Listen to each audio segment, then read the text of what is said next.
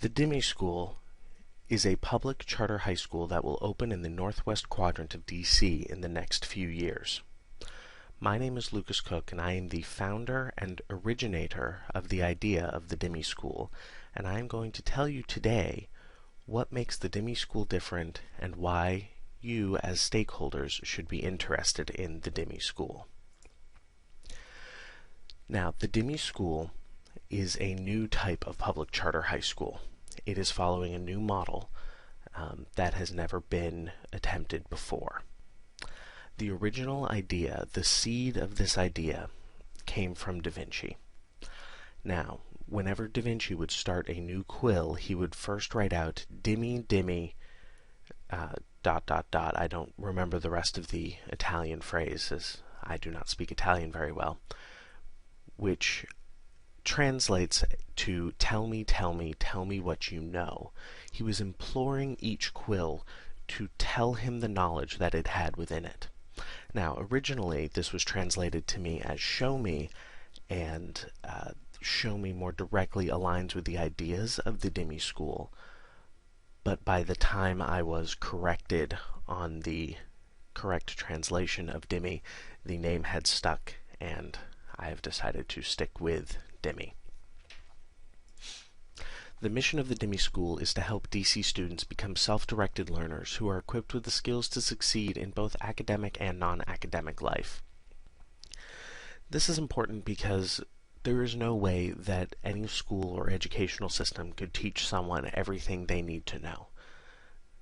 Students and people need to become self-directed learners because they need to be able to go out and find the information and the skills that they need to succeed in their chosen career or hobby. Also, we believe at Dimmi that there is more to success in life than just academic success. College is a great goal, and college should be available to anyone who wants to go, but we are not just equipping students for success in college. We are equipping students for success in life. Now, there are several inspirations for the Dimmi School, and I will share some of these inspirations for you now. Please note that I do have a background in psychology and history and education, and so many of these inspirations have come from the psychological fields.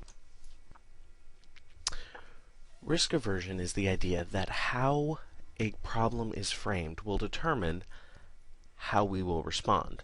So if the results of a problem are framed in terms of what we have to lose, we will tend to avoid risk. If results are framed in terms of what we have to gain, we are more likely to take the risk. Now, say you have 1,000 people and 2 medicines, medicine A and medicine B. If you give the 1,000 people medicine A, you will save 900 people. If you don't give medicine A, 200 people will die. If you give medicine B, you will kill 100 people, but 900 will live. Whereas if you don't give medicine B, 800 people will live.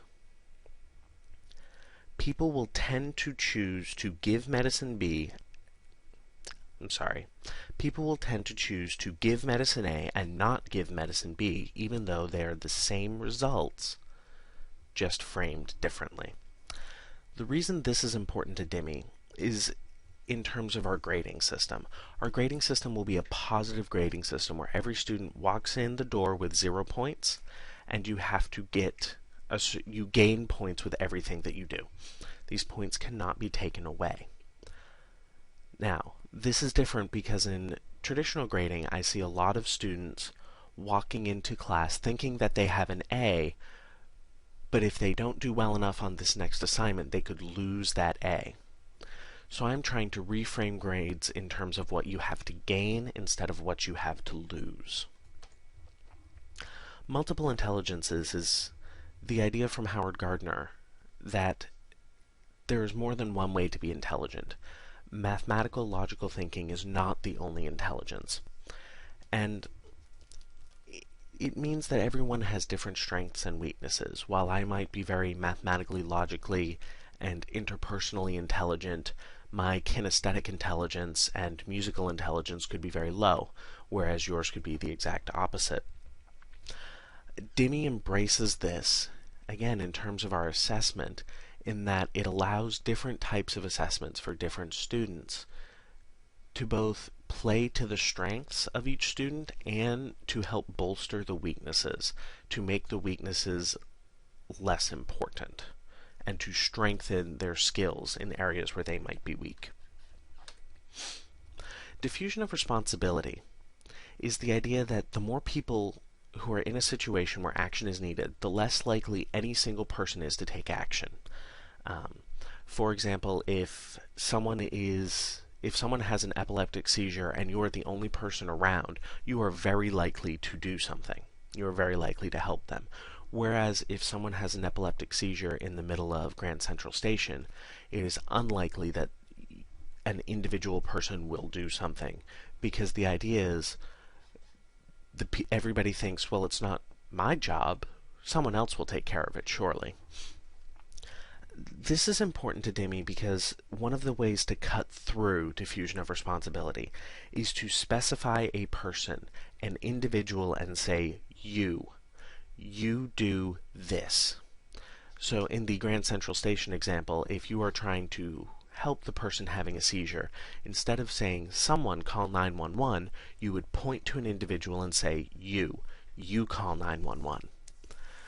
For Dimmi, this means that each teacher will be assigned 10 or so students that will be their responsibility to guide through the Dimmi process.